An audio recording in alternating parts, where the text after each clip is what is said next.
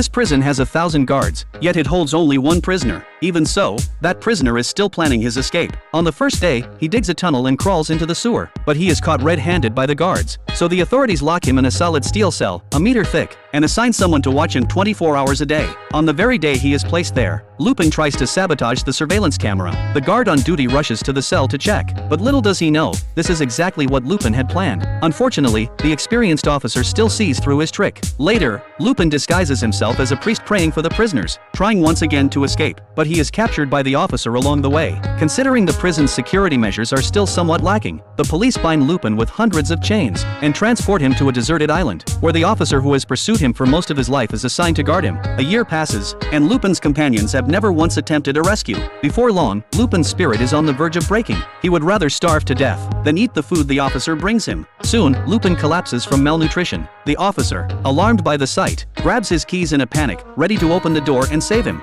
But the next moment, he stops himself, because he realizes this might be a trick. After calming down, he becomes even more convinced of his suspicion. Yet, a few days later, Lupin actually starves to death in his cell. Seeing this, the officer can no longer contain his emotions. He quickly unlocks the door, but as he approaches Lupin's body, he realizes he has been deceived once again. The figure before him gradually relaxes, finally turning into a flat painting. It turns out Lupin had long prepared this three-dimensional painting for his escape. He used leftover food as paint, his own hair as a brush, and while the officer slept, he painted his own portrait. His reasoning, after discovering the prisoner dead, the officer would surely open the door. After explaining all his plans, Lupin happily locks the officer inside the cell. But the next moment, the officer reveals a twisted smile. He feels proud of Lupin. A thief who never gives up is worthy of a lifetime of pursuit.